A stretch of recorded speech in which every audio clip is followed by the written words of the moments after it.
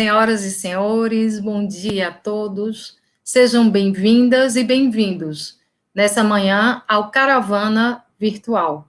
O Tribunal de Justiça de Pernambuco recebe a 8ª etapa da Caravana Virtual, que tem uma iniciativa do Centro de Inteligência do Poder Judiciário, em parceria com a Rede de Inteligência do Conselho Nacional de Justiça, CNJ. É uma oportunidade para debater sobre gestão de precedentes, demandas de massa e estruturação dos centros de inteligência. Um evento enriquecedor para a comunidade jurídica. Este evento tem o apoio da ESMAP, Gestão 2020-2022, excelente por tradição, inovadora por vocação. Senhoras e senhores, neste momento, vamos à formação do dispositivo de honra virtual. Convidamos para fazer parte e presidi-lo o excelentíssimo desembargador Mauro Alencar de Barros, do Tribunal de Justiça de Pernambuco. Convidamos o excelentíssimo juiz Rafael Cardoso, do TJPE. A excelentíssima juíza Raquel Barofaldi Bueno, que é organizadora aqui dessa etapa Pernambuco do Caravana. Convidamos também a professora mestre Dulce Pontes. Convidamos o senhor Adriano Marcos Barreto da Costa e a professora mestra Carla Delgado. Vamos agora dar início à primeira palestra. Assistiremos nesse momento o tema A conciliação pré-processual como instrumento de gestão das demandas dos grandes litigantes, caso Compesa, que será ministrada pelo excelentíssimo desembargador Mauro Alencar de Barros e pelo juiz Rafael Cardoso, do Tribunal de Justiça de Pernambuco. Faremos nesse momento a leitura breve do perfil dos dois palestrantes. Desembargador Mauro é desembargador do TJPE, presidente do CIJUSP TJPE, ele integra a 2ª Câmara Criminal, tem 32 anos de magistratura, dos quais 14 anos como desembargador, e ainda é representante do Poder Judiciário no programa Pacto pela Vida. O juiz Rafael Souza Cardoso é juiz de Direito do Tribunal de Justiça de Pernambuco desde o ano de 2012. É membro efetivo do Centro de Inteligência do Tribunal de Justiça de Pernambuco. Ainda é aluno do mestrado profissional em Direito e Poder Judiciário pela Escola Nacional de Formação e Aperfeiçoamento de Magistrados em FAM do Distrito Federal. Pós-graduado ainda em Direito Público pela PUC de Minas Gerais e tem graduação em Direito pela Faculdade de Direito Milton Campos. Teremos na participação desse primeiro painel também o debatedor Adriano Marcos Barreto da Costa, que é membro integrante da Câmara Técnica de Gestão de Métodos e Otimização de Processos do Centro de Inteligência do Tribunal de Justiça de Pernambuco. Ele é assessor do desembargador Rui Trezena Patu Júnior. É graduado em Direito, Administração e Economia pela Universidade Federal de Pernambuco, pós-graduado em Direito Civil e Processo Civil, Planejamento Organizacional e Gestão Pública, e ainda é docente em Administração e instrutor de Mediação Judicial, certificado pelo Conselho Nacional de Justiça.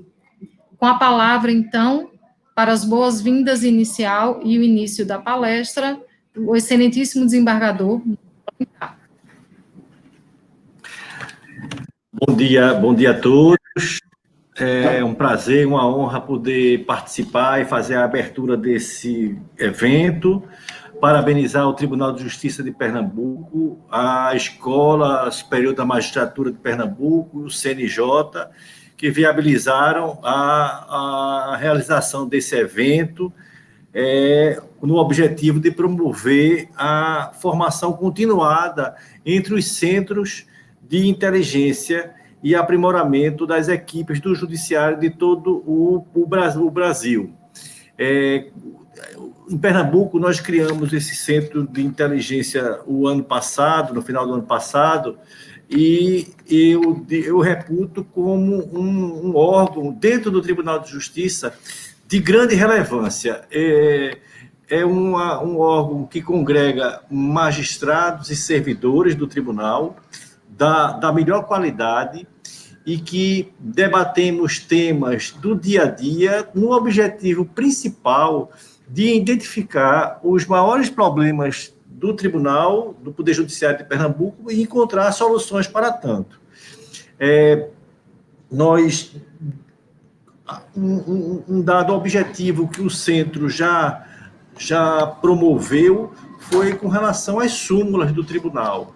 Súmulas, revisões de súmulas e propostas de súmulas novas, já aprovadas tanto pelo órgão especial como pela seção civil do tribunal. Isso um trabalho dos integrantes do CIJUSP, que vem dando uma grande ajuda na atividade jurisdicional dos integrantes do Tribunal de Justiça de Pernambuco. Aqui nós vamos hoje nós estamos a participar da caravana virtual, promovida, como eu disse, com a participação, com uma parceria do CNJ, da escola e do tribunal, onde debateremos três pontos específicos. A questão relativa aos casos dos litigantes, dos grandes litigantes, a questão buscando conciliação pré-processual, a questão relativa às emendas do Tribunal de Justiça, através da colega amiga Dulce Pontes, tem demonstrado uma grande colaboração para o CIJUSP, para todo o tribunal. A gente vai ver na fala de doutora Dulce, que o tribunal, através do CIJUSP, já está fazendo uma proposta de criação de uma instrução normativa exatamente para que os gabinetes dos desembargadores sigam aquele modelo padronizado das emendas, no objetivo de facilitar as consultas. E, por fim, teremos a participação do colega Rui Patu com a proposta do concurso de boas ideias no tribunal, buscando de magistrados e servidores e boas práticas para a implementação e divulgação dentro do âmbito do Poder Judiciário.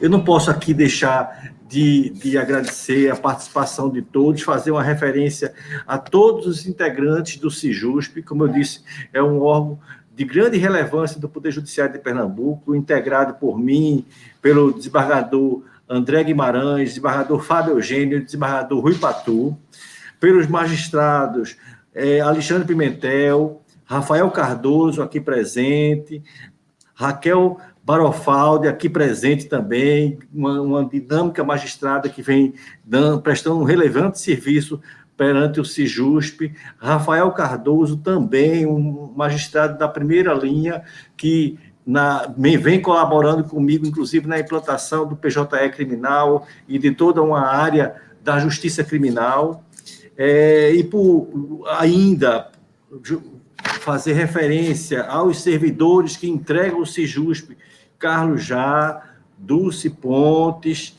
Rodrigo, Carla, Adriano e Thalita. Eu quero aqui, não podia deixar de fazer essa referência e quero, mais uma vez, agradecer o apoio e a colaboração de todos para o sucesso do CIJUSP.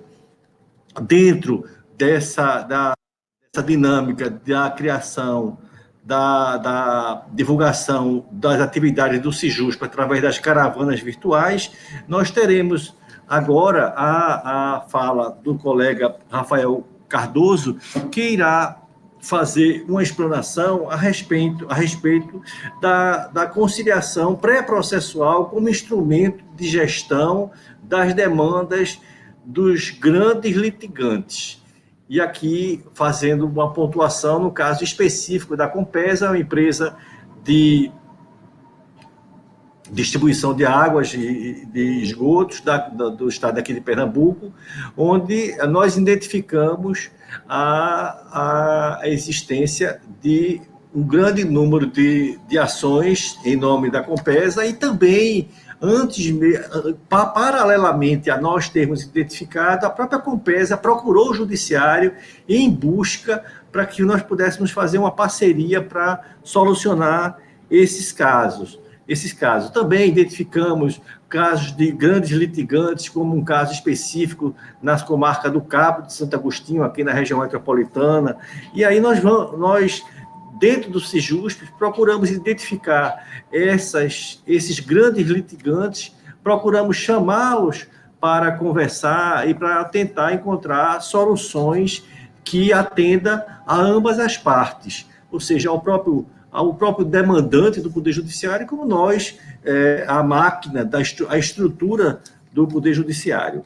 Então, doutor Rafael Cardoso irá fazer essa apresentação, especificamente desse caso, pontualmente desse caso da Compesa, tendo o Adriano como debatedor. Eu quero desejar sucesso aqui, já antecipadamente, sucesso e pela organização desse evento, através da doutora Raquel, e desejar um bom dia a todos.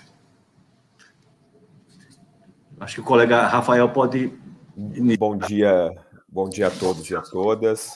Eu queria saudar todos na pessoa do desembargador Mauro, nosso presidente do Sejusp, e também na pessoa da colega doutora Raquel Bueno Barofaldi, uma amiga e colega extremamente competente e que está à frente aí do Sejusp e responsável por toda essa organização. Eu vou compartilhar com vocês uma breve apresentação que eu fiz com relação a essa temática que o desembargador Mauro já antecipou. Acho que todo mundo está vendo. Confirma para mim o Kleber, se está todo mundo vendo. Certo, então vamos lá. Nós vamos falar um pouquinho sobre a conciliação pré-processual como um instrumento de gestão processual dos grandes litigantes. Como o desembargador Mauro mencionou, nós identificamos que a Compesa é um grande litigante aqui do estado de Pernambuco. E a Compesa é a Companhia Pernambucana de Saneamento. Para vocês terem ideia, esse ano a perspectiva é de que a Compesa distribuísse 15 mil novas ações judiciais de cobrança de débitos para recuperar um montante de 700 milhões de reais em crédito a ser recuperado. E aí, diante dessa inquietude, dessa avalanche de novos processos e desse volume absurdo de crédito a ser recuperado, nós iniciamos um diálogo para a gente criar um novo fluxo de trabalho para que fosse possível adequar os anseios da sociedade, os anseios da Compesa e os anseios do judiciário, sobretudo na redução da taxa de condicionamento, na redução dos números novos de processos e também no julgamento mais rápido e célere.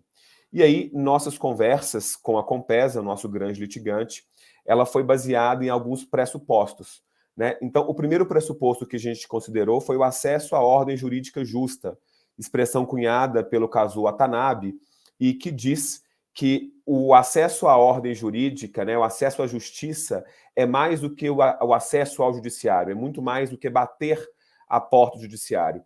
É um acesso a uma ordem jurídica que seja ágil, rápida e adequada. Então, nessa nova perspectiva do que é um acesso à justiça, é que nós desenvolvemos esse trabalho de um acesso à ordem jurídica justa. E a partir disso, a gente desenha, a gente constrói uma condição de procedibilidade que eu vou explicar um pouco mais à frente, para que novas ações envolvendo a Compesa, elas ingressassem no judiciário enquanto ação de cobrança. E a partir dessa condição de procedibilidade, a gente cria filtros de novos processos, e com isso a gente cria um gatekeeper de novas ações, de novos processos no judiciário. A gente objetiva também uma recuperação de crédito mais rápida para a Compesa e também uma menor taxa de congestionamento aliada aí a um filtro, ou seja, um menor número de novos processos aliados naqueles processos que realmente forem necessários entrar com a ação de cobrança, um menor tempo de tramitação, o que leva a uma menor taxa de congestionamento. E aí a gente desenvolve esse trabalho fazendo um fluxo procedimental diferenciado, dividido em três fases. Então, nós temos a fase Compesa, a fase Sejusc, né, utilizando já a estrutura do judiciário, mas numa estrutura pré-processual, e efetivamente a fase judicial. Então, vamos falar um pouquinho de cada uma dessas fases. Bom, a fase Compesa. Essa fase Compesa é uma fase estritamente administrativa, que não envolve nenhum tipo de aparato do Poder Judiciário, e sequer nós tomamos conhecimento de que está acontecendo no âmbito da Compesa, e isso não traz nenhum tipo de sobrecarga ao Judiciário. Então, em primeiro lugar, a Compesa ela faz uma análise dos créditos passíveis de cobrança, entendidos esses como os não prescritos e aqueles com valor acima de 10 mil e abaixo de 200 mil reais. Esses são critérios estabelecidos pela própria Compesa, em que teve nosso aval também, sobretudo com relação ao valor mínimo da cobrança, porque todos nós sabemos do quanto é custoso um processo, então realmente processos abaixo de 10 mil reais, eles não seriam passíveis de um dia chegarem à demanda judicial. Feita essa análise, a Compesa passa para uma fase que eles chamam de cobrança administrativa, em que eles vão fazer cobranças de teleconferência, né, telecobrança, através do SMS, através de ligações, e também podem fazer a suspensão do fornecimento de água, né, fazer o corte do serviço. Depois, eles passam para a negativação no SPC ou Serasa e também ou o protesto a depender. A gente sabe que o protesto é mais efetivo para pessoas jurídicas, enquanto que o SPC Serasa é mais efetivo para as pessoas físicas. Após realizada a negativação ou o protesto, aguarda-se o prazo interno de 30 dias para o pagamento voluntário desta obrigação. Passados 30 dias, não havendo o pagamento, né, ausência de pagamento, a gente entra para a fase, para conciliação pré-processual, utilizando a estrutura do Sejusc, e aí a gente entra na segunda etapa, que seria a fase Sejusc. E aí, como é que se desenvolveria essa fase Sejusc? A Compesa, feita aquela primeira etapa, ela envia para a Sejusc uma lista com o nome, né, o endereço, a qualificação dos devedores, juntamente com o comprovante da negativação e do protesto. É condição para que haja a atuação do Sejusc numa fase de conciliação pré-processual que a Compesa tenha efetuado o prévio negativação no SPC Serasa ou prévio protesto. Sem isso, não inicia-se essa fase processual no Centro Judicial de Solução de Conflitos, o Sejusc. E aí, o Sejusc vai avaliar, vai pegar essa lista com essas condições e vai fazer pautas mensais para que seja colocado em análise, em sessão de conciliação, esses débitos. E aí existe uma ordem cronológica que será adotada pelo Sejusc de acordo com os débitos que vão prescrever em primeiro lugar, né, pela data de prescrição. E nessa sessão de conciliação, a Compesa ela já tem uma tabela de desconto, né, que eu posso até mostrar para os senhores também, falar um pouquinho mais sobre ela ao final, em que quanto mais o crédito está próximo do vencimento, menor é o desconto, porque eles entendem que até 180 dias a chance de recuperar esse crédito é maior. Então, se a chance de recuperar o crédito é maior, nós temos um desconto menor. Ao passo de que créditos a mais de um ano a chance de você recuperar esse crédito, ela diminui com o tempo e, portanto, aumenta-se o desconto. Essa tabela de desconto foi feita pela Compesa, sem nenhum tipo de ingerência do judiciário e simplesmente baseadas em critérios matemáticos e econômicos da companhia. Designada agência de conciliação, né? Se tiver acordo, o processo é homologado judicialmente na Sejusc e extinto o feito. Mas, se não houver acordo, o processo também é extinto, porque essa é uma fase pré-processual na Sejusc. Então, com ou sem acordo, esse processo vai ser extinto. Claro que o nosso objetivo é o acordo. A gente acredita que com essa tabela de descontos diferenciados da Compesa e com toda a fase preliminar, né, administrativa de negativação no nome no Serasa ou protesto, a gente vai ter uma alta taxa de acordo e com a homologação judicial deste acordo pelo juiz da Sejusc. Mas, se porventura não houver um acordo, esse processo é extinto e a Compesa é notificada de que esse processo foi extinto, para então ela dar início à fase judicial. Então, só agora é que nós começamos a fase judicial. Só agora nós vamos ter o impacto na nossa taxa de condicionamento com uma nova ação ajuizada. E aí a Compesa, ela ajuiza a ação de cobrança e ela tem que, além dos requisitos da petição inicial, ela comprovar a conciliação pré-processual. E como é que ela comprova essa conciliação pré-processual? Através do termo da audiência da sessão de conciliação junto à Sejusc. Então, a gente cria uma condição de procedibilidade para a Compesa, em comum acordo com a Compesa, em termos assinado entre o presidente da Compesa e o presidente do TJPE, para que eles tenham tentado, principalmente, né, e prioristicamente, a negativação no SPC Serasa, ou o protesto e a conciliação pré-processual. Apenas a partir disso, e no despacho inicial, o juiz vai verificar essa condição de procedibilidade, essa condição de procedibilidade nova, e, se não tiver cumprido, nós vamos extinguir o feito sem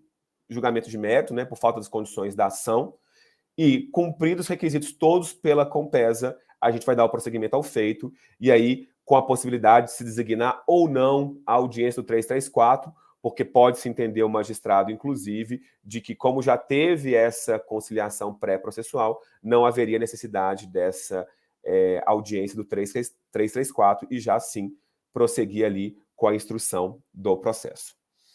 Essa é um novo fluxo, é uma nova cultura. A gente precisa realmente mudar a cultura do litígio, mudar a cultura da sentença, né, para uma cultura da pacificação.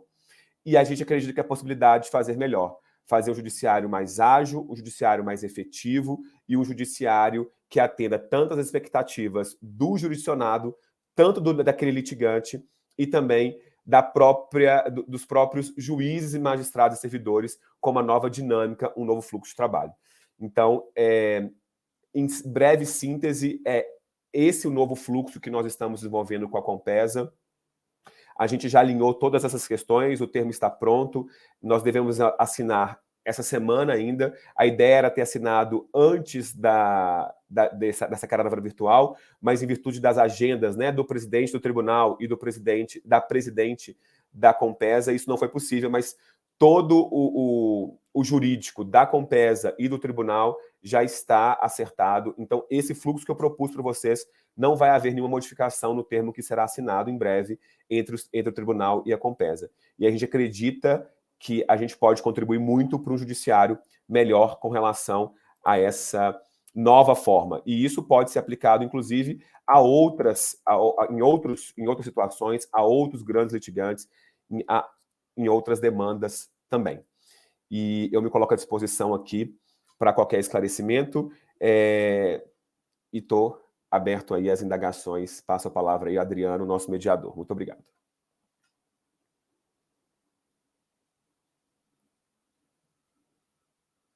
Adriano, seu som está desligado.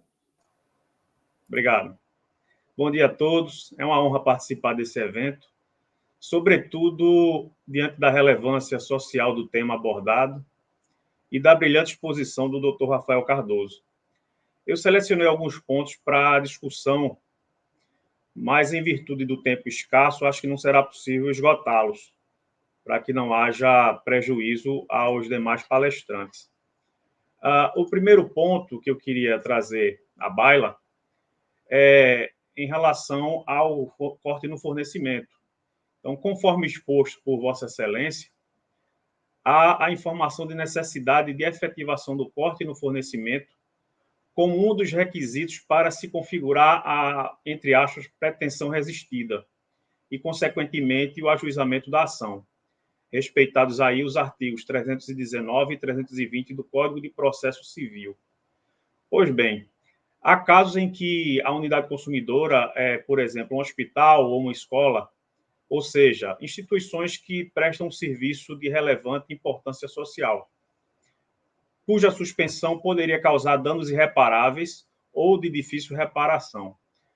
Nessa circunstância, doutor Rafael, estaria a Compesa obrigada a cumprir tal requisito? Muito bem lembrado, Adriano. Existem situações em que o corte não é recomendado e em algumas o corte sequer é autorizado pela jurisprudência, como em situações em que você mencionou aí, de fornecimento de água para hospitais, para creches, para escolas, né? Então, isso já foi previsto no termo de cooperação. A Compesa, ela tem essa facultatividade com relação a esses consumidores em não fazer o corte, né? O que é indissociável e o que é, na verdade, inegociável, digamos aqui, o que é de fato requisito, é a negativação no SPC Serasa e ou protesto, quando se tratar de pessoa jurídica, e a tentativa de conciliação, pré-processual no Sejusc. Sem essas duas condições, de fato, ele não vai poder entrar com uma ação de cobrança no judiciário pernambucano. Mas a questão do corte, ela está dentro da esfera administrativa, é a fase Compesa naquele fluxo que eu desenhei. Então, é uma fase Compesa em que ela tem uma discricionariedade com relação a esse corte em virtude de alguns consumidores. Ótimo, muito bem. Esclarecedor. O outro ponto que eu elenquei aqui é ser disso que cada processo judicial representa um custo elevadíssimo ao Poder Judiciário. Não há dúvidas quanto a isso. E quando tratamos de grandes volumes, como é o caso desse termo de cooperação da Compesa, são muitas ações, há uma preocupação com as custas, né? Então, o termo de cooperação que ora se celebra, ele prevê o recolhimento dessas custas na fase pré-processual ou processual. E sobre quem recairão essas custas? Obrigado mais uma vez, Adriano, pela pergunta. De fato, as custas, elas têm um papel fundamental, inclusive, como um mecanismo de gestão processual.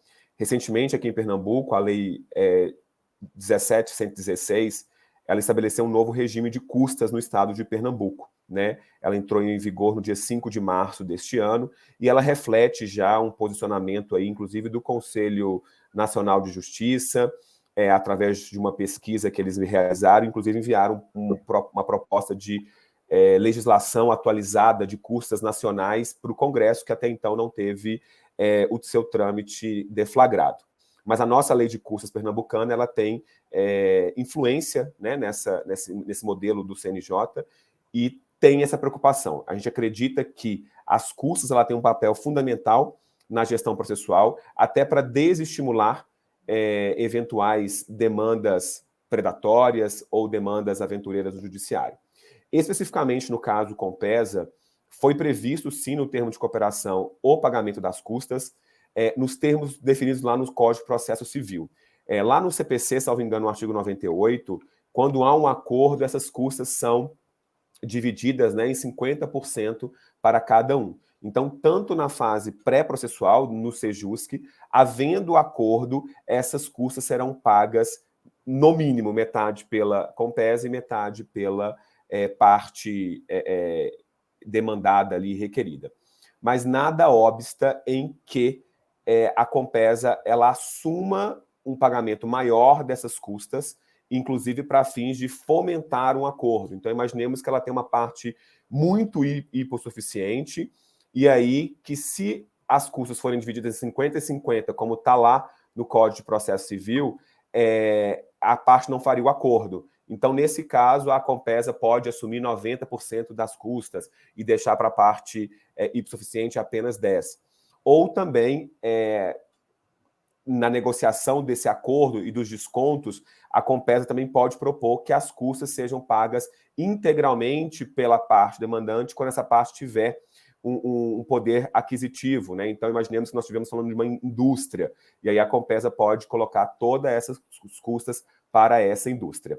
O que não é possível, isso também está constando do termo, é de que, durante o acordo, essas custas sejam partidas 100% ou num patamar inferior a 50% para a parte hipossuficiente, porque nós não podemos nos valer desse propósito para que haja uma burla à cobrança de custas. Então, a gente sabe que isso não é o feitio da Compesa, não é o perfil, mas isso foi constado no termo para que não houvesse nenhum tipo de dúvida. Então, eu não posso atribuir a totalidade das custas e não mais que 50% para aquela parte que é beneficiária da justiça gratuita, sob pena da gente fazer uma inversão aí.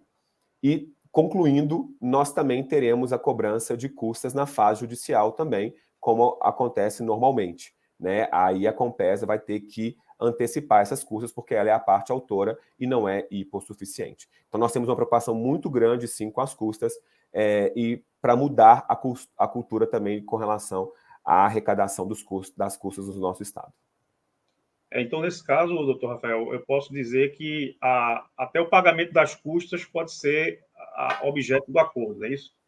Exatamente. Desde que, se a parte for hipossuficiente, eu não posso destinar a ela a integralidade dessas custas, e aí nós vamos seguir o que está no Código de Processo Civil, que é 50% para uma parte e 50% para outra parte. Então, nesse caso, parte com justiça gratuita, a Compesa obrigatoriamente pagaria no mínimo 50% das custas. Ótimo. Então, nós temos ainda um tempinho. Eu poderia prosseguir, doutor Rafael, com mais alguma pergunta? Pois não? Relativamente aos métodos consensuais de resolução de conflitos. Então, hoje no Brasil, isso é uma temática que está em expansão, sobretudo no TJPE, que sempre foi muito atuante nessa área. Nesse contexto, com vistas a fomentar a conciliação e a mediação, parcerias dessa natureza são sempre bem-vindas. Então, na sua opinião, quais os impactos culturais em termos de fomento ao consensualismo podemos esperar dessa sistemática? Eu acredito que nós precisamos realmente anunciar, na verdade, e iniciar, nas palavras do professor Kazuo Watanabe, a cultura da pacificação em detrimento da cultura da sentença. O acesso à ordem jurídica justa, né, expressão cunhada pelo professor Kazuo Watanabe também, ela reflete que nós precisamos entender que ter os problemas solucionados não necessariamente necessita de uma sentença adjudicatória. É possível a gente utilizar os métodos alternativos de resolução de conflitos, dentre eles a conciliação, a mediação, a arbitragem, como forma de não só pacificar, resolver em definitivo o conflito, mas também como mecanismo de um filtro de acesso ao judiciário, para realmente que as demandas que vão para o judiciário devem ser aquelas demandas que, de fato, necessitam de uma decisão adjudicatória. Nas palavras do Ivo Gico Júnior também, ele fala que o judiciário é um bem rival. O que significa o judiciário ser um bem rival? Se muitas pessoas procuram o judiciário, se há uma sobrecarga da utilização do judiciário por um grupo de pessoas, esse judiciário ele é ineficiente para todas as pessoas, né? Existe uma limitação do judiciário em prestar um serviço. Nós não temos, como acontece na iniciativa privada, quando aumenta, por exemplo, uma demanda, e vamos pensar no impacto da pandemia, quando você precisou uma demanda muito alta com relação a álcool, 70%, e as máscaras. As empresas elas podem contratar emergencialmente, temporariamente, em momentos assim, funcionários. O judiciário tem essa limitação, porque, na verdade, nós temos um concurso, a gente não consegue atender a uma alta de demanda como uma iniciativa privada ela consegue. Então, a gente tem que analisar realmente o judiciário como um bem rival, né, em que realmente, quando você sobrecarrega esse sistema, você acaba não trazendo uma efetividade para todos. Então, acaba que todos saem prejudicados, não só os grandes litigantes. E aí eu também trago, para a gente mudar essa cultura, né, a gente trazer à luz esse debate, existe uma pesquisa da FGV, do Rio de Janeiro, que ela fez uma pesquisa lá no TJRJ, em que os 30 maiores litigantes daquele estado respondiam por 90% das ações em tramitação no TJRJ. Quando a gente faz um termo de cooperação desse com a Compesa, que tem o potencial de ser replicado com N outros grandes litigantes, que têm capacidade financeira, né, como bancos, como companhias telefônicas, a gente vai incentivar a cultura de pacificação e para que somente se utilize o judiciário para aqueles casos em que, de fato, não houve a conciliação. Dessa forma, a gente não utiliza, nas palavras também do Chico Júnior, o que ele chama de seleção adversa, que é a utilização do judiciário por aqueles que querem, na verdade, postergar suas obrigações. Então, com essa nova cultura, a gente consegue realmente trazer uma melhor prestação jurisdicional, com a menor taxa de questionamento, com o menor tempo de tramitação dos feitos e com a melhor eficácia e efetividade da decisão judicial. Muito obrigado. Nós temos só uns minutinhos, eu vou fazer o último, que não dá tempo de mais perguntas. Eu vou fazer a última pergunta aqui do debate.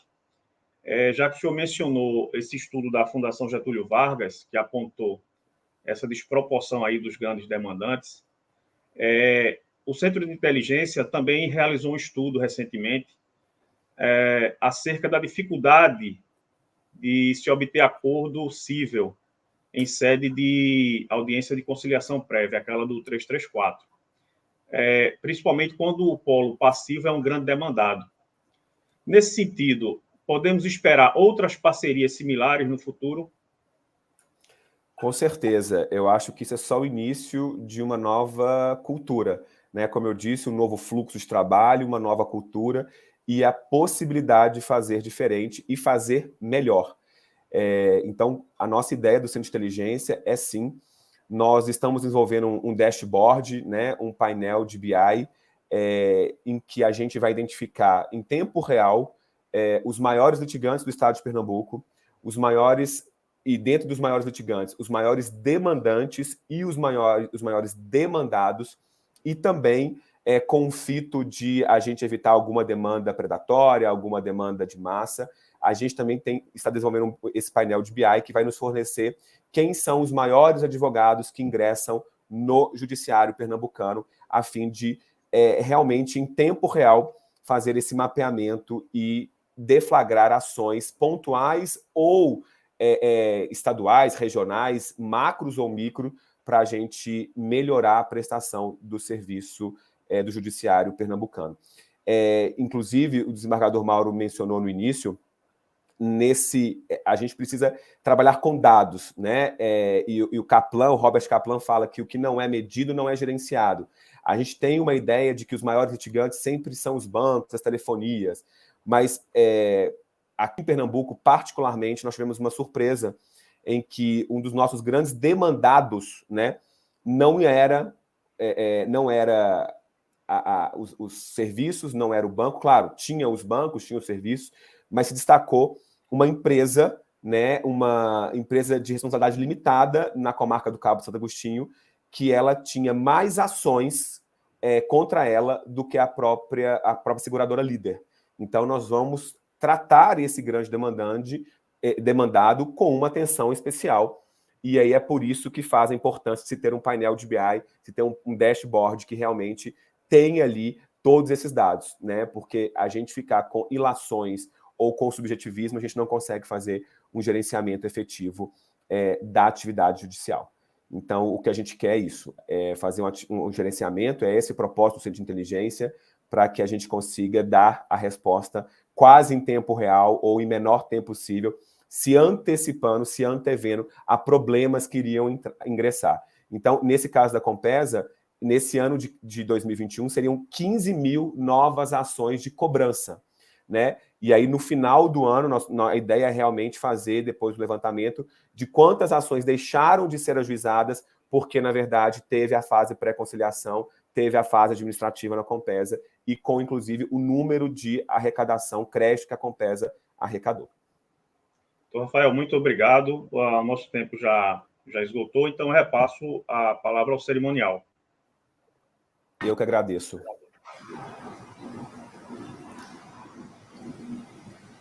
Agradecemos a participação dos integrantes do primeiro painel, ao desembargador Mauro Alencar, ao juiz Rafael Cardoso e ao debatedor Adriano Costa.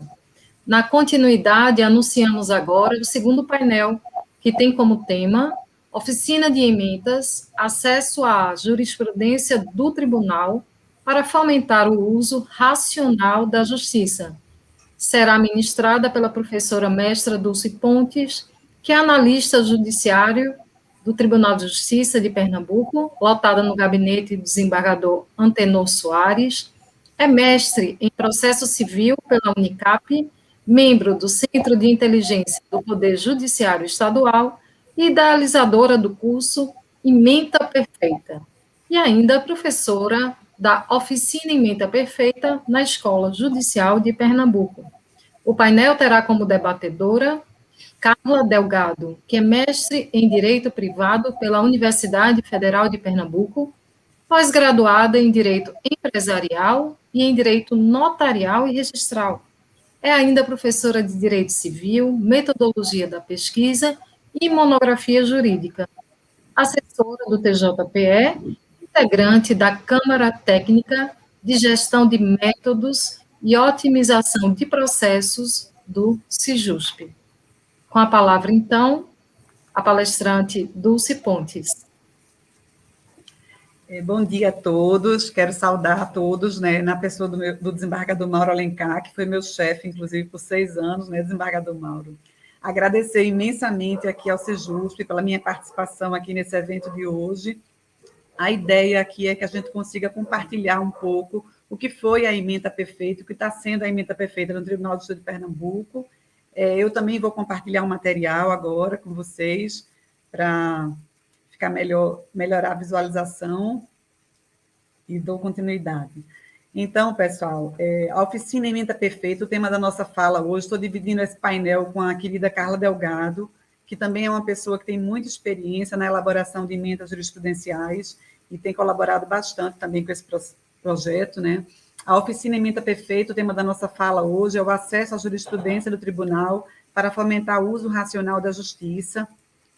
Compartilho com vocês aqui agora, rapidamente, um pouco como aconteceu a construção dessa Oficina Ementa Perfeita. Na verdade, eu ingressei no Tribunal do Estado de Pernambuco em 2008. Em 2017, eu fiz o mestrado com uma pesquisa empírica no TJPE e tive muita dificuldade na análise de acordos do nosso tribunal. Em 2018, eu trabalhei na admissibilidade dos recursos excepcionais na segunda vice-presidência, que foi uma grande oportunidade de ter um raio-x na jurisprudência do nosso tribunal. E aí foi quando, em 2019, eu comecei a idealizar esse curso de elaboração de ementa, sempre apoiado pela Escola Judicial. Em 2020, eu tive a alegria de passar a integrar o Centro de Inteligência do Estado de Pernambuco, e aí a gente pensou em criar essa oficina Ementa Perfeita. Eu quero contextualizar um pouco como isso aconteceu do Ementa Perfeita dentro da realidade do CIJUSP, né? Essa oficina Ementa Perfeita teve esse apoio que fez toda a diferença no projeto, um apoio do Centro de Inteligência do Estado de Pernambuco, do Centro de Estudos Jurídicos e com apoio também sobre a coordenação da Escola Judicial de Pernambuco, a SMAP, numa perspectiva de valorização e adesão ao sistema de precedentes. E a gente pretendia também criar, e pretende criar, uma instrução normativa, uma resolução, para criar padrões mínimos de padronização das nossas emendas, né? E aí eu olhando a resolução 440, de 16 de novembro de 2020, que foi a instituição do Centro de Inteligência, para fazer um link da instituição do nosso Centro de Inteligência com o que a gente está vendo aqui agora, que é essa questão da padronização das emendas jurisprudenciais. E aí a gente percebe que está lá nos considerandos a gestão de demandas repetitivas, um impacto, analisar que o acesso eficiente à justiça é impactado pela litigância excessiva, que a não uniformidade de posições jurisprudenciais é fato de desconfiança e de segurança jurídica em relação às decisões judiciais, né? Considerou-se também que os tribunais devem prestar uma jurisdição com forma previsível, com previsibilidade, estabilidade, coerência, e a necessidade também de fortalecer o sistema de precedentes. Eu analisei ainda dessa resolução 440 as competências do Centro de Inteligência Estadual do Estado de Pernambuco, que é justamente de identificar e monitorar demandas judiciais repetitivas, de realizar estudos sobre as causas e consequências do excesso de litigiosidade, de propor medidas normativas e de gestão voltadas à modernização das rotinas processuais, de sugerir ferramentas ao desenvolvimento tecnológico que permitam a identificação dessas demandas repetitivas, identificar e propor também medidas de gestão para a prevenção e a repressão da litigância. É dentro desse contexto apresentado até aqui que a gente pensa, tem que refletir um pouco qual a relação que as emendas jurisprudenciais elas podem ter com tudo isso. Qual a relação das emendas jurisprudenciais com essa gestão de demandas, com o controle de dados, que é tão importante, né, hoje, com a questão da não uniformidade, com acesso à justiça, com a litigância excessiva, com a previsibilidade da jurisprudência, com a estabilidade e coerência na jurisprudência, com a segurança jurídica e com a demanda repetitiva. A nossa ideia aqui, eu não sei se eu falei logo no começo, é a gente compartilhar a nossa experiência, porque talvez isso possa fazer sentido para outros tribunais. E aí, dando continuidade, né, porque o Sejusp resolveu valorizar as emendas jurisprudenciais do Estado de Pernambuco dentro das funções dele, das competências dele. A gente precisa ver a emenda jurisprudencial como um resumo representativo do que foi decidido no acórdão.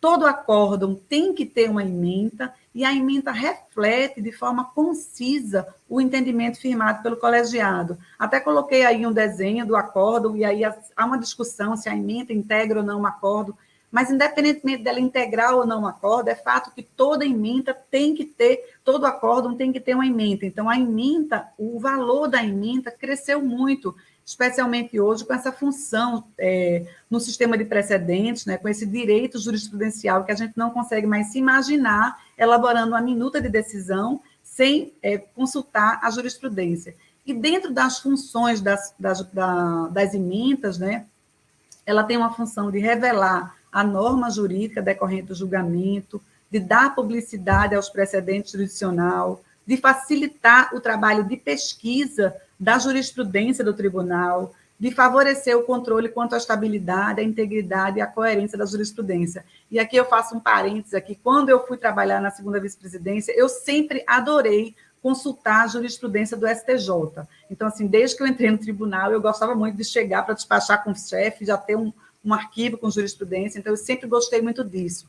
Mas quando eu passei pela vice-presidência, eu percebi que eu não ia poder mais ficar só com a jurisprudência do STJ, que eu teria que ter acesso à jurisprudência do meu tribunal, até porque os tribunais têm que uniformizar a sua jurisprudência, então foi quando cresceu, para mim, essa importância das emendas jurisprudenciais. E aqui eu faço um destaque que desde 2004, José Augusto Chaves Guimarães, que fez um material excelente para o CNJ, ele falava que, com o desenvolvimento da tecnologia da informação, a recuperação da informação em bases de dados passou a ser uma das principais funções das emendas jurisprudenciais. Então, já se pensava nessa emenda jurisprudencial e qual o impacto dela nessa recuperação de dados, tá? Eu chamo atenção a isso, que eu acho muito importante, a gente pensar na emenda nesse ponto. Normalmente, a gente elabora uma minuta de emenda e pensa que ela é para aquele caso concreto. Não é, ela pode repercutir em muitas situações. E aí, trazendo aqui para os objetivos do Sejusp, para o olhar do Sejusp, a gente faz uma reflexão aqui que o desconhecimento da jurisprudência, quando falta uniformidade na jurisprudência do tribunal, há uma jurisprudência, digamos assim, lotérica, isso serve de estímulo à propositura de ações e a um aumento no volume de recursos. Esse é o olhar que o Sejusp tem, e por isso que ele tem valorizado agora essa questão de como nós vamos elaborar nossas emendas, porque se a gente não deixa clara a posição do tribunal, isso com certeza vai repercutir no estímulo e na propositura de novas ações e no aumento do volume de recursos, né? Por outro lado, o acesso à jurisprudência de forma uniforme, estável e coerente, isso traz previsibilidade das decisões judiciais, que é um fim que o Sejusp busca isso, e também diminui o volume de demandas, pensando sempre assim nessa questão da recuperação de dados jurisprudenciais, que é uma forma da gente monitorar o controle de demandas repetitivas, o volume das demandas, para a gente ter um raio-x, para a gente fazer uma análise de quais são as demandas que se repetem, é muito importante a gente ter acesso a essa jurisprudência, né? E também como uma forma de valorização e adesão ao sistema de precedentes, garantindo valores constitucionais. Como eu falei aqui no início, eu estou dividindo um painel hoje com a minha amiga Carla Delgado, que também é uma pessoa que tem muita experiência nessa questão das emendas. Então, Carla, você também fique à vontade para intervir, tá? Eu queria só fazer aqui uma consideração com relação à uniformidade e à estabilidade da jurisprudência, para que a gente realmente valorize isso. Essa foi uma das alterações mais expressivas no CPC, ligadas ao objetivo de fazer com que a gente tivesse um Código de Processo Civil compatível com a Constituição Federal. Então, a gente criar regras que levem realmente a essa uniformidade. Queria falar para vocês um pouco da oficina Ementa Perfeita. Não sei se você quer fazer alguma intervenção, Carla, mas se você quiser, fique à vontade, tá? Obrigada, Dulce. Eu posso deixar para o final. Tá certo. Então, aqui, pensando na oficina Ementa Perfeita, né? Qual é o objetivo da oficina Ementa Perfeita? O objetivo dessa oficina foi fazer com que os servidores, as pessoas que trabalham com a elaboração de minutas, elaborem minutas jurisprudenciais já pensando nessa função e na importância da ementa dentro desse sistema de precedentes, dentro desse direito jurisprudencial, porque seria possível, você pode elaborar uma emenda de toda forma, mas se você passa a olhar, a elaborar a emenda dentro dessa função dela, é importante você se utilizar de algumas técnicas. Então, o nosso objetivo foi esse, com que se conseguisse construir emendas jurisprudenciais, identificando o fato jurídico relevante, e que é uma questão muito importante, até para a gente aplicar aquele entendimento em outros casos, né? Então, identificando o fato jurídico relevante, qual foi o instituto analisado ali, qual foi o raciocínio lógico-jurídico utilizado pelo colegiado e qual foi o entendimento ou tese firmada pelo colegiado. A gente quer emendas jurisprudenciais que deixem clara qual é a posição do tribunal em relação àquela questão, já fazendo também um link com a questão do volume de demandas, porque na medida que as pessoas sabem a posição do tribunal, certamente elas vão demandar menos, porque já está definida. Ninguém ganha com essa jurisprudência lotérica, né? Também teve como objetivo da oficina Ementa Perfeita analisar erros comuns em elaborações de minutos de gabinete, dos gabinetes que participaram, checando sempre o aprendizado, né? Elaborar emendas jurisprudenciais que viabilizem a recuperação de dados, e às vezes tem questões tão simples nisso que ainda não eram observadas. E também teve como objetivo, essa oficina Ementa Perfeita, trocar experiências com os servidores de gabinetes para que a gente pudesse coletar sugestões para a elaboração da nossa regra de padronização. E aqui também eu preciso fazer referência ao desembargador Fábio Eugênio, que tem colaborado bastante, assim, eu sempre falo que ele também é um padrinho desse projeto, eu não posso deixar de fazer referência a ele, embora ele não esteja aqui hoje. Então, a ideia da oficina foi essa. Qual foi a metodologia utilizada nessa oficina? A gente utilizou um método GST, que é um método global, sequencial e transformador. A intenção é que as pessoas saíssem dessa oficina com a nova visão de como elaborar emendas jurisprudenciais, uma metodologia totalmente centrada no aluno, no servidor, o contexto diário deles, desses participantes, um aprendizado passo a passo, análise de emendas. O curso não foi elaborado, essa oficina não foi elaborada para simplesmente dizer o que é que você deve colocar na emenda, no cabeçalho ou na parte dispositiva. Foi para realmente criar um movimento de mudança dentro do tribunal. O nosso público-alvo foram servidores lotados nos gabinetes dos desembargadores do Tribunal de Justiça de Pernambuco, A carga horária foi de 6 horas. Essas turmas elas tinham, no máximo, 15 participantes, foram 15 turmas, e teve a participação de 26 gabinetes, destacando que o nosso tribunal tem, salvo engano, 52 gabinetes. Aproximadamente 150 servidores participaram dessa oficina. E aí eu quero compartilhar com vocês aqui um pouco qual foi o feedback que a gente teve, né? O que é que a gente vai conseguir fazer com essa oficina. O feedback foi muito positivo da Escola Judicial do Estado de Pernambuco, e eu também elaborei um formulário específico do Google Forms para poder ver algumas questões importantes para a elaboração da nossa instrução normativa, nossa resolução, e aí eu vou compartilhar alguns dados com vocês que eu achei relevante sob esse olhar do Sejusp, tá? O que é que a gente percebeu? Que a nossa jurisprudência, o acesso à nossa jurisprudência ainda não é bom, que nós podemos melhorar esse acesso à jurisprudência, pensando sempre que uma jurisprudência acessível será bom para o juiz que vai julgar, para o servidor que vai trabalhar, para o jurisdicionado. Então, a nossa jurisprudência ainda não é boa, ainda não é tão bom quanto a gente espera, mas a gente vai melhorar. Tá? Analisamos também, trouxe para compartilhar com vocês aqui, a questão da importância do acesso à jurisprudência, porque a maioria dos servidores do nosso tribunal, eles precisam acessar a jurisprudência todos os dias ou semanalmente. Então, isso é mais uma preocupação nossa de melhorar a jurisprudência por conta disso, tá? Outra questão que eu trouxe para vocês aqui é a questão, os servidores acreditam, os servidores que passaram pela essa oficina, eles concordam que é necessário mudar alguns aspectos na forma de elaborar nossas emendas. 86,3% dos servidores acreditam nisso e 13,7% concordam parcialmente, mas já estão receptivos a essa necessidade de mudança, o que a gente considera muito positivo. 83% dos servidores pretendem realmente mudar a forma de elaborar suas emendas, tá? Na verdade, 16,7% talvez, mas assim, a gente vê que houve uma receptividade muito grande a esse projeto.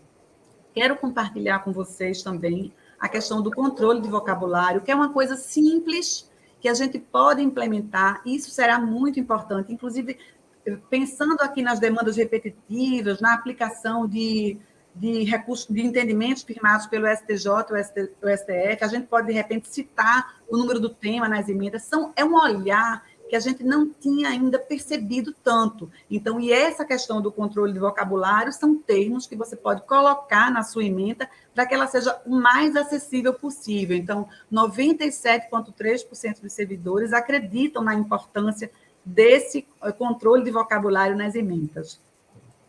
Destaco também, pessoal, que 95,9% dos servidores acham importante uma regra de padronização, que esse foi também a nossa intenção ao estabelecer essa oficina, foi perceber como é que estavam os gabinetes, se eles estavam muito soltos na elaboração da emenda e se eles precisavam de um apoio. Então, 95,9% dos servidores acham importante que a gente tenha uma regra de padronização, e é isso que o Sejusp está elaborando também.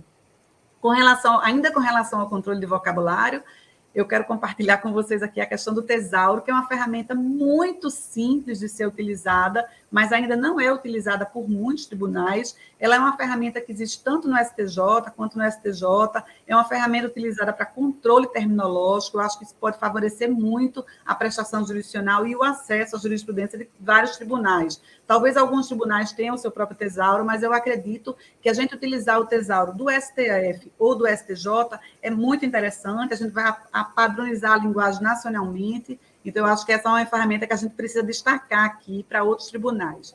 E aí, pessoal, com tudo isso, com esse movimento da emenda perfeita, o que é que a gente pode extrair? Eu acho que foi uma oportunidade da gente ficar mais atento a essa questão da importância das emendas dentro dessa questão de demanda repetitiva, de litigância excessiva, né? E aí nós estamos elaborando a nossa proposta de um ato normativo que estabelece parâmetros básicos para a elaboração de emenda jurisprudencial no âmbito do TJPE, né? E a gente considera que uma alternativa para manter a estabilidade, a integridade e a coesão da atividade jurisdicional é o fortalecimento do direito jurisprudencial, que nós temos hoje uma sistemática de precedentes vinculantes no artigo 927, Levamos em consideração também a função da ementa, que ela é uma fonte de pesquisa, ela quer dar publicidade à posição do tribunal e orientar também o jurisdicionado quanto ao posicionamento do judiciário diante daquele caso concreto. A gente quer deixar muito clara qual é a posição do nosso tribunal. Consideramos também que a ementa é um requisito obrigatório do acordo, então não tem como a gente escapar dela. Acreditamos que critérios objetivos voltados à padronização dessas emendas facilitarão a recuperação da informação, e uma estrutura de dados de modo a possibilitar, também levamos em consideração essa questão uma estrutura de dados de modo a possibilitar a utilização de algoritmo no auxílio da prestação jurisdicional, é uma coisa cada vez mais crescente isso, Então, o acesso ao banco de dados facilitará também essa gestão de demandas repetitivas, o que constitui, chama a atenção, um dos macro desafios do Poder Judiciário. Acreditamos que o desconhecimento do direito jurisprudencial no nosso tribunal serve de estímulo à litigância excessiva, e a gente não quer isso. E também levamos em consideração, para elaborar esse ato normativo, que já vai ser levado para a próxima reunião do CIJUSP, as contribuições dos servidores, que foram muito válidas na participação desse curso Ementa Perfeita. É isso, pessoal, eu agradeço a atenção de todos, e é isso que eu quero compartilhar com vocês, expressar mais uma vez a minha alegria enorme de estar aqui em nome do CIJUSP, tá? É isso aí. Eu fico com a palavra, Carla, as observações que você quiser fazer, serão muito bem-vindas. Bom dia. Eu endosso e agradeço as palavras de Dulce, com essa habilidade infalível de desenhar esse panorama e essa propriedade que ela tem de falar do curso de ementas. E reitero a nossa satisfação de estarmos aqui compartilhando essa experiência que tem sido tão motivadora para nós do CIJUSP. Eu vou apenas arrematar dizendo o mesmo com outras palavras.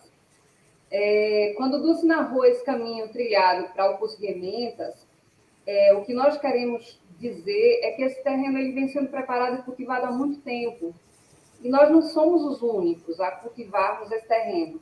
Quando eu me integrei aos trabalhos do CIJUSP, a partir da criação da Câmara Técnica de Gestão de Métodos e Otimização de Processos, coordenada pelo desembargador Rui Trezena Pato Júnior, eu já havia me engajado nas atividades do Comitê de Apoio para a Elaboração de Estudos e Pareceres Técnicos sobre a sistematização do Serviço de Jurisprudência do Poder Judiciário do Conselho Nacional de Justiça, um grupo de trabalho coordenado pela juíza Ana Aguiar, que tem empreendido uma ampla pesquisa em todos os tribunais do país, e entre suas atribuições está a de estudar, propor, estimular a adoção de práticas que permitam um mínimo de padronização na elaboração das emendas dos acórdãos, a fim de garantir maior assertividade nas buscas de jurisprudência.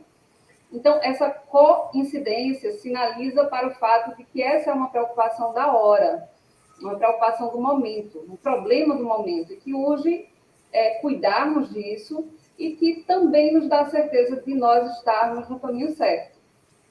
Nós estamos falando de comunicação, o que nos torna comuns uns aos outros. Em termos mais técnicos, estamos falando de padronização da linguagem ou de normalização, uma expressão bem cara à ABNT, Associação Brasileira de Normas Técnicas, que normaliza ou padroniza desde os parafusos e portas e suas partes constituintes até a apresentação dos trabalhos acadêmicos. Então, nós estamos falando de normalizar, padronizar, estabelecer padrões de qualidade e de segurança. Sim, de segurança e estabilidade das relações. Eu gosto sempre de ressaltar um aspecto específico da padronização, que é o aspecto do acordo, um aspecto contratual, um traço correlacional. O que você espera de mim e o que eu devo lhe entregar. Uma vez concretizada essa entrega, conforme o previsto e o esperado, a segurança das relações fica salvaguardada. Então, por exemplo, por que o uso do tesauro é tão importante? Porque nós enfatizamos tanto o uso do tesauro, uma ferramenta verdadeiramente tecnológica de controle do vocabulário. Por que o uso da técnica na redação de um enunciado dispositivo é indispensável? A comunicação limpa, direta, ela é uma instância ética, é a própria ética em serviço. É perceber o outro e se fazer compreender pelo outro. Então, a boa comunicação pacifica. Se os centros de inteligência, essa rede nacional, foram concebidos a princípio, pelo menos, com escopo e se destinam a combater os excessos de litigiosidade, ajustar e aperfeiçoar os nossos julgados na forma como eles são comunicados, é porque esse também é um papel transformador da realidade. Eu agradeço a atenção, nós agradecemos a atenção e eu devolvo a palavra à cerimonialista.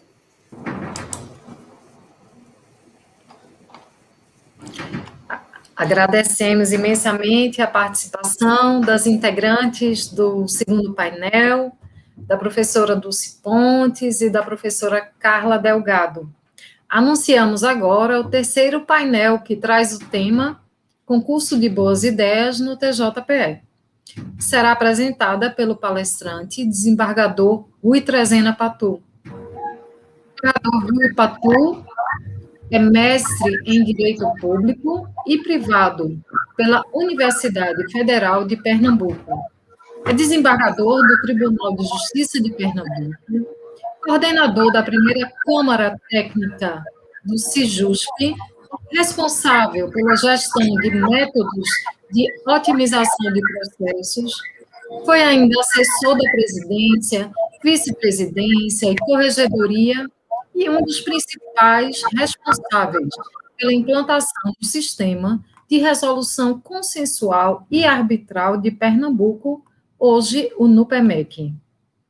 Teremos nesse painel como debatedor Carlos Já. Carlos Já é bacharel em Direito pela Unicap, Universidade Católica de Pernambuco. Assessor técnico judiciário do Tribunal de Justiça, lotado no gabinete do desembargador Eduardo Sertório Canto. É membro do SIJUSP, o Centro de Inteligência da Justiça Estadual de Pernambuco. Com a palavra, então, o palestrante, o excelentíssimo desembargador Rui Trezena.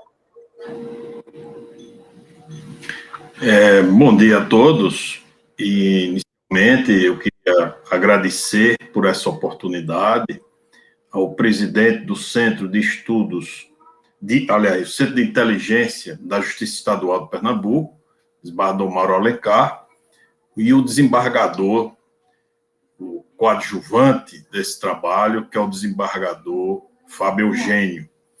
Então, eu estou aqui hoje em razão, sobretudo, porque eu coordeno a primeira Câmara Técnica do SIJUSP, cuja finalidade é justamente propor medidas normativas e de gestão voltadas à modernização de rotinas processuais, organização e a estrutura de unidades judiciárias atingidas pelo excesso de litigância.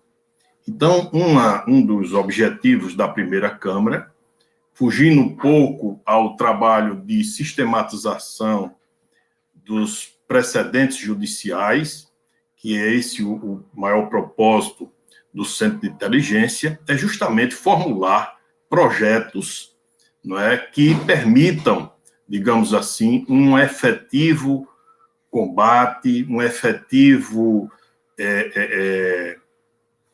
através de proposições, né, de diminuição da litigância, do excesso de litigância, da litigância perniciosa, que atinge a toda a justiça no Brasil.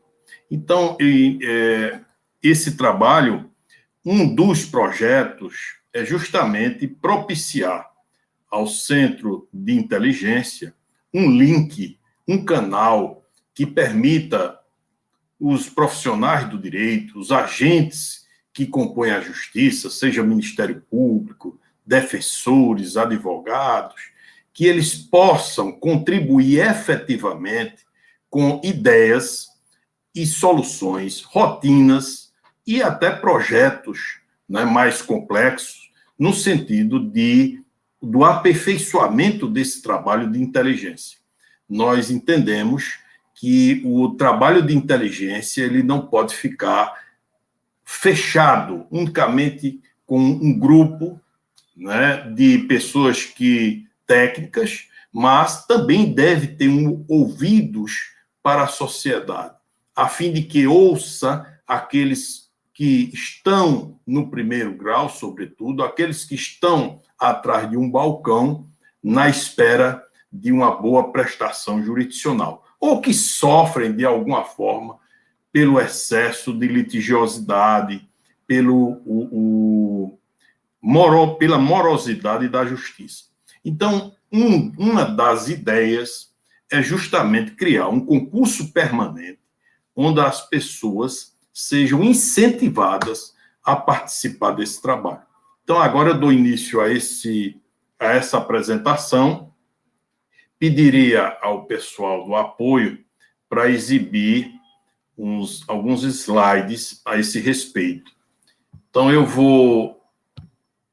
começaria explicando, né, que o Centro de Inteligência da Justiça Estadual de Pernambuco, o CIJUSP, ele é um órgão, né, do Tribunal de Justiça, em que também conta com a contribuição na sua estrutura funcional, organizacional, de câmaras técnicas.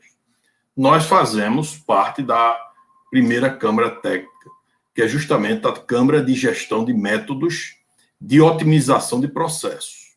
Então, eu coordeno essa Câmara, juntamente com o auxílio dos servidores Carla Delgado e Adriano. E eles, então, me ajudam nesse trabalho, e aí um dos projetos, que é justamente o projeto do concurso permanente de boas ideias. Outros projetos estão atualmente em tramitação, alguns já aprovados em primeira, digamos assim, em primeira fase, pelo Centro de Estudos, outros estão sendo aperfeiçoados. Esse do concurso permanente, eu pediria para passar para a segunda, foi motivado, sobretudo, para obter, como eu já falei, dos principais agentes e usuários do serviço judiciário, informações, ideias, práticas e projetos que pudessem aperfeiçoar, melhorar a gestão e, sobretudo, o desempenho e a operacionalidade dos procedimentos administrativos, cartorários e judiciais. Então, a motivação é essa: colher dessas pessoas, colher desses profissionais do direito, sobretudo dos servidores, daqueles que integram e que não fazem parte do Centro de Inteligência, informações, subsídios, não é? Ideias, simples ideias, que possam, no Centro de Inteligência, se transformar em projetos até, né? Então, não são, na verdade, práticas, não estamos a exigir práticas, algo fechado ou que tenha sido fruto de uma experiência, não só apenas isso, mas também ideias que possam, no Centro de Inteligência, se transformarem em projetos, em práticas que venham a melhorar essa situação que todo judiciário sofre, né? Que é da chamada demanda excessiva. O objetivo é identificar, então, nessas práticas, aquelas que melhor se destacam, aquelas que possam realmente ser transformadas em rotinas e que possam contribuir para a organização, não é, e o combate ao excesso da litigiosidade. Então, em síntese, são essas as motivações e o objeto justamente desse concurso permanente de novas ideias. Passaria, então, ao segundo slide. Qual a ideia, a ideia base desse concurso permanente? Como o nome já diz, torná-lo permanente, né? Não apenas esse concurso ser aberto num determinado período, não, a ideia não é essa, a ideia é que essa contribuição possa vir sempre, permanentemente. Agora, a apuração desse concurso de novas ideias será anual. Então, num determinado período, que eu logo mais explicarei, nós teremos, então, a apuração daquelas contribuições feitas no período, no ano, né, para, então, essas ideias serem selecionadas e premiadas. Claro que isso é um incentivo, né, à produção. O que se quer, na verdade, é que essa produção seja transformada em soluções concretas. Então, a ideia do concurso e da premiação é mais um incentivo. Então, quem seriam os participantes? Quais seriam as regras gerais desse concurso? Primeiro, magistrados, servidores, membros do Ministério Público, da Defensoria, da Advocacia Pública e demais carreiras jurídicas, inclusive integrantes do Serviço Notarial e Registral, além de advogados ou sociedades, sejam de advogados ou da sociedade civil. Ou seja, qualquer pessoa, física ou jurídica, poderia participar desse concurso. E, para isso, então, nós dividimos o concurso em categorias. Sem dúvida, essa inscrição dá-se-ia através de um link do próprio tribunal. Então, o interessado, o autor da ideia, ou de uma prática, ou de um projeto, não é? E que são muitos, certamente, nós temos sempre pessoas interessadas, vendo, sentindo o problema e trazendo a solução. Então, essas pessoas fariam a inscrição de uma ideia. Essa ideia poderia ser também coautoria, certo? Até 2 pessoas poderiam, ou uma sociedade, né? Se tratando também de uma pessoa jurídica. Então, essa ideia viria com uma autoria única ou dupla, ou em nome de uma sociedade, né? De uma pessoa jurídica. Obviamente, seria vedada a inscrição de membros do Tribunal de Justiça, né? E integrantes do próprio Sejusp, já que eles participam da elaboração e da análise dessas ideias. Pediria para passar o próximo. Quais seriam as categorias? Nós pensamos em definir 6 categorias de participantes. Categoria magistrados, servidores, membros do Ministério Público, da Defensoria e da Advocacia, que são os parceiros mais próximos da Justiça, os serviços essenciais à Justiça, integrantes do Serviço Notarial e Registral, não é? Porque também tem esse elo de ligação, são serviços delegatários, advogados e sociedades de advocacia. E, enfim, pessoas da sociedade civil. Então, seriam divididas em 6 categorias de concorrentes. A comissão julgadora seria encarregada de selecionar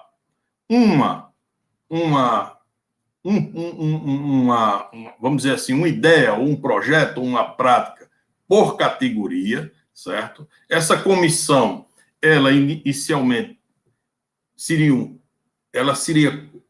formada pelos próprios membros, desembargadores integrantes da Comissão de Sistematização e Publicação de Precedentes Judiciais, que é o núcleo, o órgão maior deliberativo do Centro de Inteligência, mas também pelos coordenadores das câmaras técnicas, bem como aqueles parceiros que, eventualmente, viessem a compor, a fazer parte desse concurso, né, de novas ideias. Nós temos interesse de contactar a SMAP, né, o SEG, e a SGP. Nós temos também o Gabinete de Gestão na Presidência, que poderia trazer grandes contribuições e, sem dúvida, teria todo interesse também nessas informações que vierem do público, em geral, a respeito dos serviços judiciários. Eu pediria para passar a próxima. quais eram os critérios de apuração, julgamento e premiação. Claro que esse julgamento dessas ideias, projetos e práticas, elas não podem ser desvinculadas, vamos dizer assim. Esse julgamento não pode ser desvinculado de alguns itens que devem necessariamente informar um bom julgamento, uma boa análise, uma boa apuração desses projetos e ideias. A criatividade e a inovação, sem dúvida, seria o primeiro item, né, inclusive prevalecente, em caso de, eventualmente, de empate. O alcance e a abrangência da operacionalidade, aliás, o alcance e a abrangência do projeto, né, qual o impacto que ele teria dentro do serviço judiciário para a solução justamente do problema que se quer focar, né, o excesso de demanda, qual a operacionalidade, né, a facilidade de aplicação desse projeto, a viabilidade, claro, e a implementação do projeto. Tudo isso está, de certa forma, vinculado a esse item da operacionalidade. E, finalmente, o custo-benefício, né? Qual o esforço que o tribunal teria e a repercussão desse projeto na solução dos problemas que, justamente, ele visa concretizar, né? Então, esses itens, esses diversos parâmetros informariam, assim, um critério de apuração. A sugestão é que esse projeto seja implementado para o próximo ano. Nós já estamos praticamente no final do ano, não é? É preciso ainda fazer algumas gestões junto à informática, não é? Também é preciso que se divulgue esse projeto, isso leva algum tempo.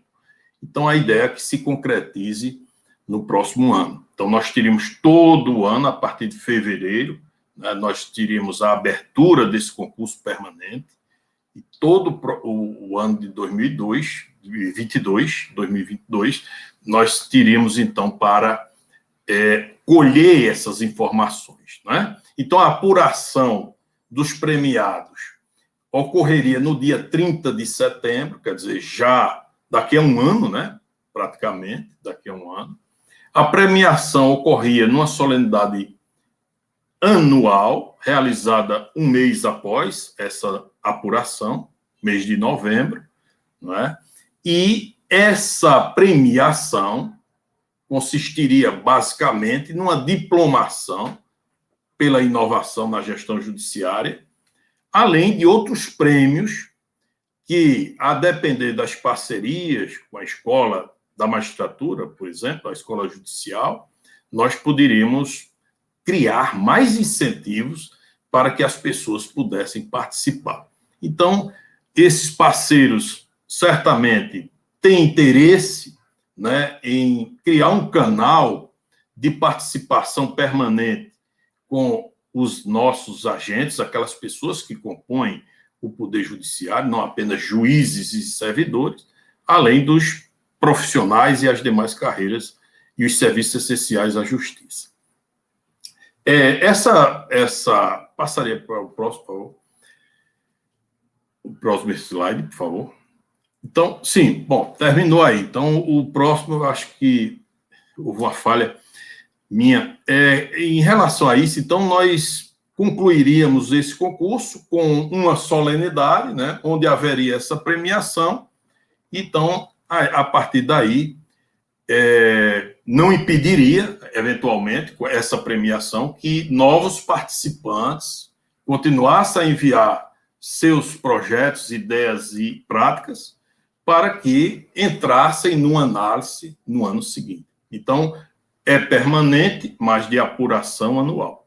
E a ideia principal, eu ressalto, é justamente garantir que outras pessoas contribuam com as suas sugestões ao aperfeiçoamento dos serviços judiciários. Muito obrigado.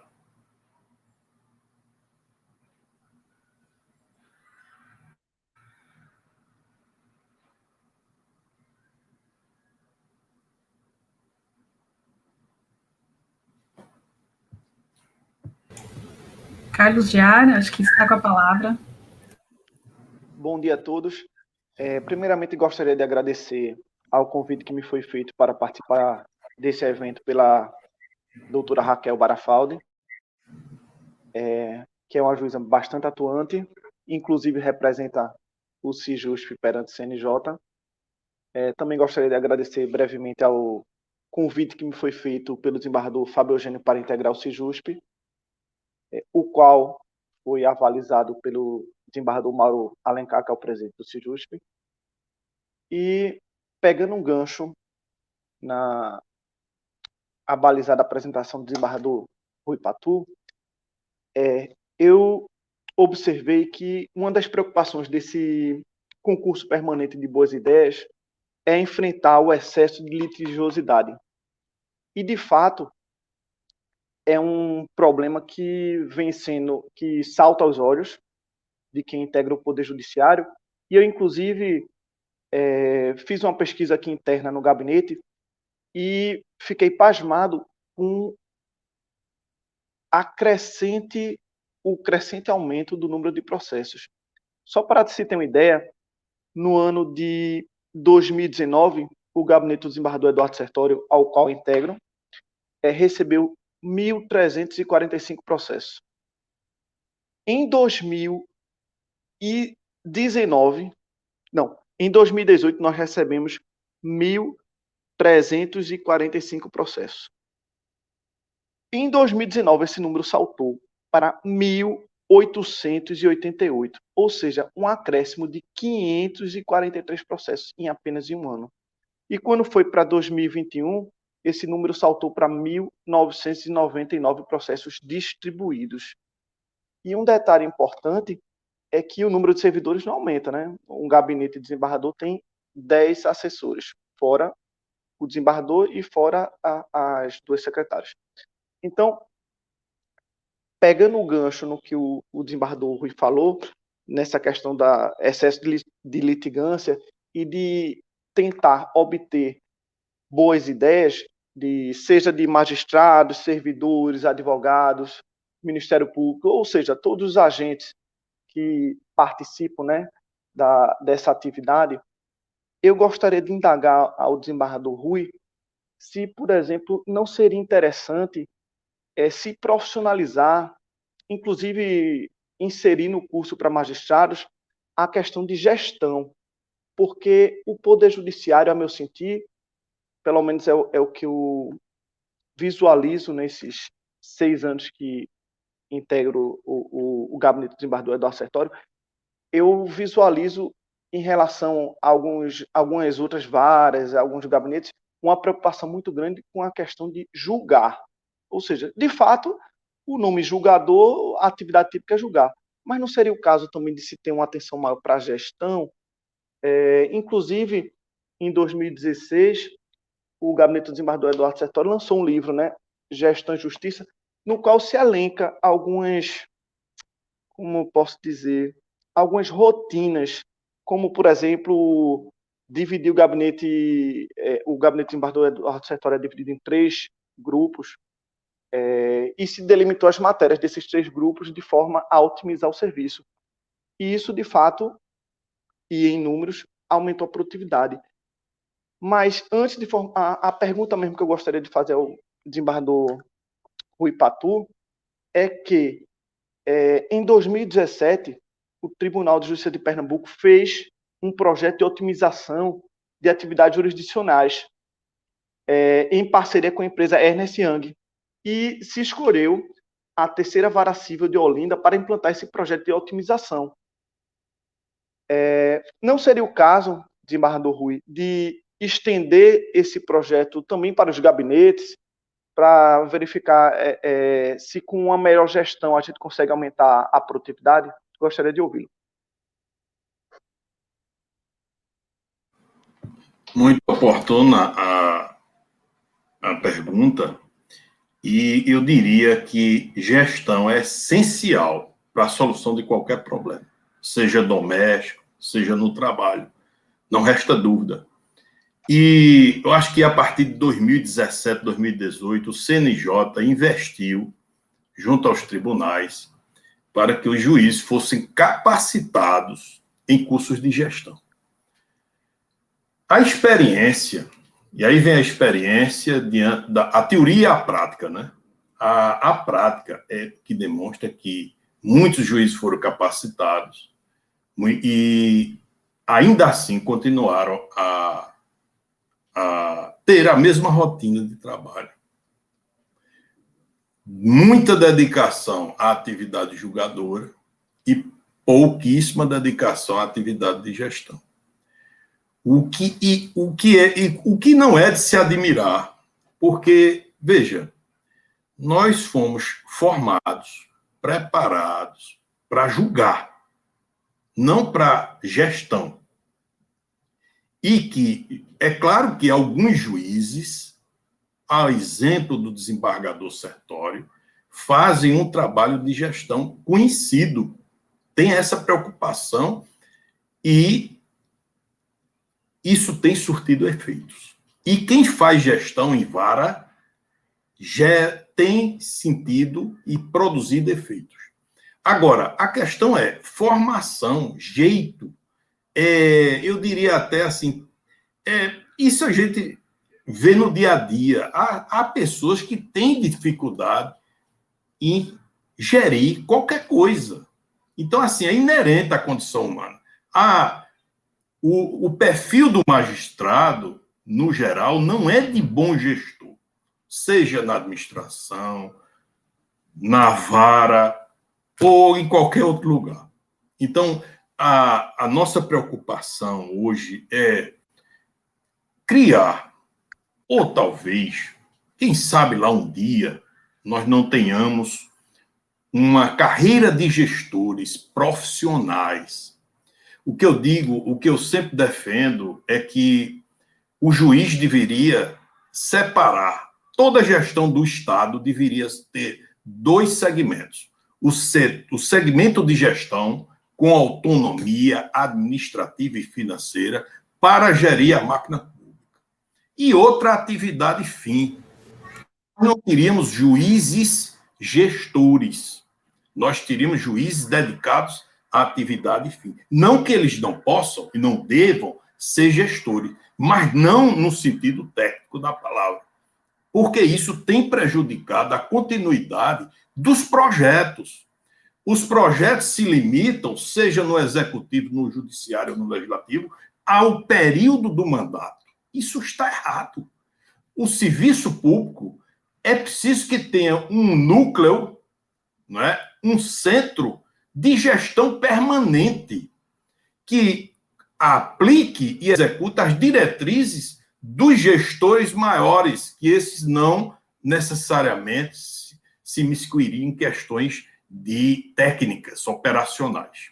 Então, a gente sente também essa situação na vara, e, inclusive, temos um projeto a apresentar, é o próximo na pauta, né, que é justamente de criar informações e alertas no próprio sistema, do PJE, alertas para que o juiz saiba, olha, sua produtividade está baixa, e ele veja lá um índice, né, um termômetro da produtividade. Olhe, existem alguns processos que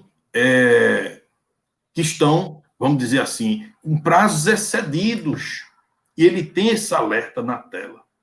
E ele possa, então, atacar aqueles problemas que nossos relatórios dão e que ele normalmente não olha por falta de tempo, preocupado em julgar, né, com produtividade, essas coisas. Então, assim, esse sistema automatizado de alertas e informações contribui para isso, para a gestão. Gestão é informação. Sem ela, não se faz uma boa gestão.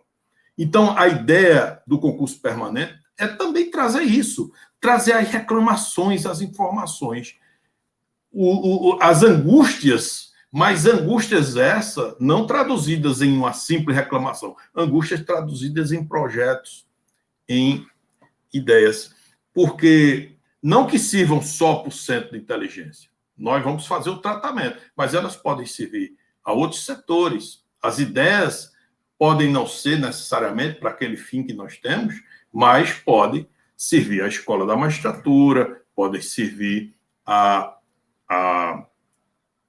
grupo de gestão, por exemplo, não é? Então, é isso aí que eu tenho a dizer. Eu acho que vamos investir em cursos de gestão, isso, claro que é importante, mas não a solução não para só no conhecimento teórico, nas informações que o juiz possa ter. Ele precisa ter digamos assim, um sistema que lhe dê suporte à gestão, que provoque, que tire ele do comodismo para ele ser um bom gestor, o que ele tem que ser na sua vara. Desembargador Rui, lembro-me que quando foi criado o CNJ, por meio da emenda constitucional 45, houve um certo receio inegável, né, por parte de alguns membros do judiciário, porque alguns entendiam que seria uma invasão, porém, isso inclusive bateu no Supremo, que disse que era constitucional. Contudo, acredito que, o que é que o senhor acha, que houve ou não uma melhora a partir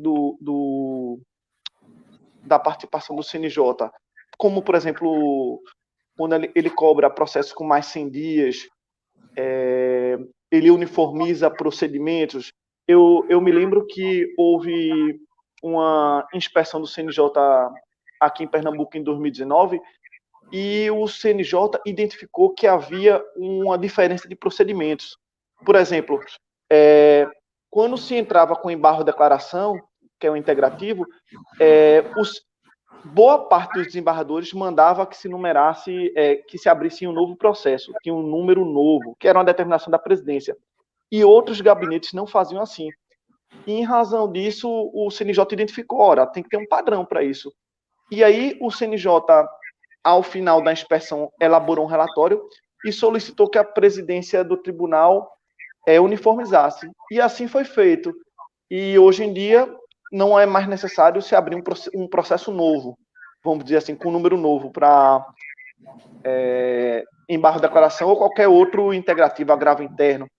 Então, o que o senhor acha da atuação do CNJ nessa questão de gestão?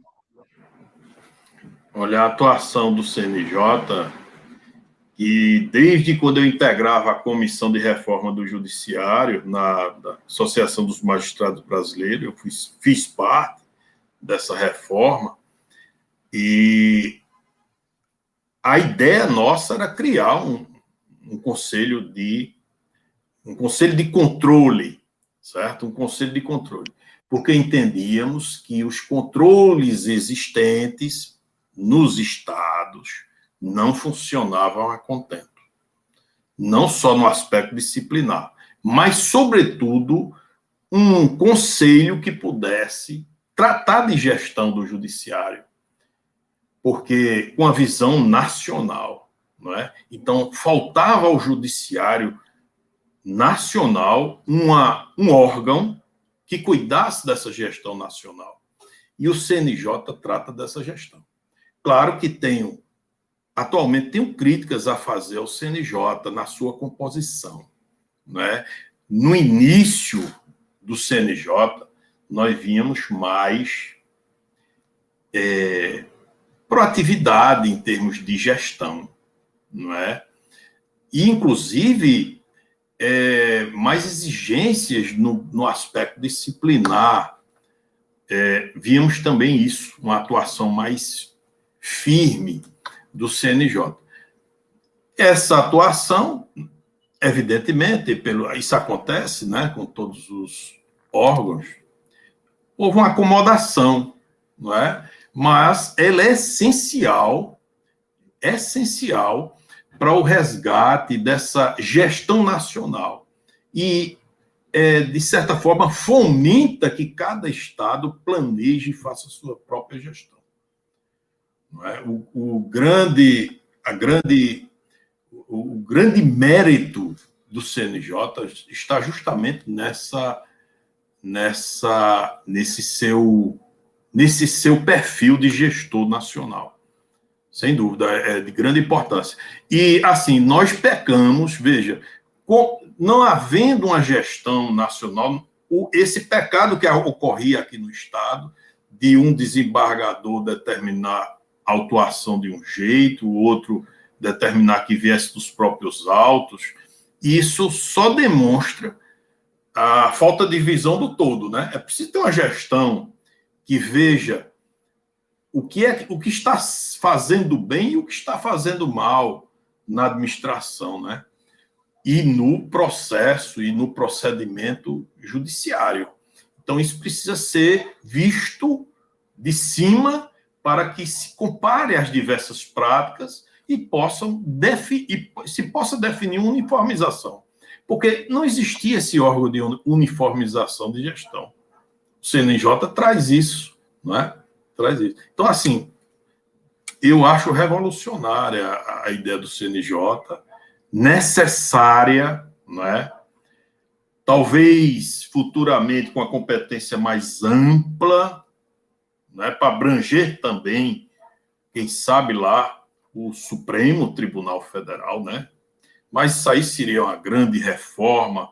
Eu particularmente vejo isso. Eu acho que um poder tem que ser contido por outro. A ideia de Montesquieu da separação dos poderes é justamente isso, os freios e contrapesos que tem que existir, né? Nenhum poder pode coexistir ilhado, único, sem contenção. Não se pode. Né? Todo poder, a ideia... Isso também serve para a gestão. Todo órgão criado tem que ter o seu oponente, tem que se ter... O contraditório deve existir também na organização de qualquer dos poderes. E, entre eles, claro, esse freios e mecanismo de freios e contrapeso. Desembargador Rui, a meu sentir, isso que o senhor falou de uniformidade vai, inclusive, ao encontro do artigo 926 do CPC 2015, que estabelece que os tribunais devem uniformizar sua jurisprudência e mantê-la estável, íntegra e coerente. A meu sentir, isso também vale para os procedimentos, sob pena de se gerar uma insegurança, né? Por exemplo, um advogado cai para um desembargador X que mandava autuar de forma diferente, e então isso gerava uma confusão que, obviamente, não é interessante, né? A uniformidade é essencial e, inclusive, parabenizo o tribunal quando admitiu recentemente um IAC que vai uniformizar o entendimento sobre as custas no agravo do instrumento antes da nova lei de custas, que havia uma divergência de interpretação, alguns entendiam que era sobre o valor da causa, outros que era sobre o valor fixo, e isso será... como é que se diz, em um precedente vinculante, uniformizar, e eu acho que é isso que o jurisdicionado precisa ter do judiciário. É isso. Exato. Faz parte da segurança jurídica, né? Exatamente, com certeza. Devolvo a palavra ao cerimonial. Agradecemos imensamente a participação do excelentíssimo desembargador Rui Trezena Patul neste painel e também do debatedor Carlos Já. E ouviremos, nesse momento, o pronunciamento da excelentíssima juíza Raquel Baronalfi Bueno, a organizadora da 8ª caravana virtual dessa etapa Pernambuco. Doutora Raquel é juíza de Direito do Tribunal de Justiça de Pernambuco e integra o Centro de Inteligência, CIJUSP, e ainda o Grupo Operacional do Centro de Inteligência do Poder Judiciário. No TJPE, coordena o projeto do Juízo 100% Digital. É pós-graduada em Direito Processual Civil é mestranda pela Escola Nacional de Formação e Aperfeiçoamento de Magistrados, INFAM. Com a palavra, então, a juíza doutora Raquel Barofaldi. Obrigada, Daniela. Para mim, sobrou a etapa mais tranquila dessa caravana, já caminhando para o encerramento dessa etapa do TJPE, caravana virtual. Eu queria, na esteira aí do que levantaram os palestrantes, só lembrar que os centros de inteligência do Poder Judiciário, eles surgiram realmente, doutor Rui, a partir dessa percepção de que esses resultados embasados em um sistema de metas de produtividade, apesar de todo o esforço da magistratura brasileira, né, o crescimento constante em números absolutos de sentença, não estavam mais sendo satisfatórios. Né? Então, buscou-se exatamente uma resposta para essa crise de litigiosidade excessiva.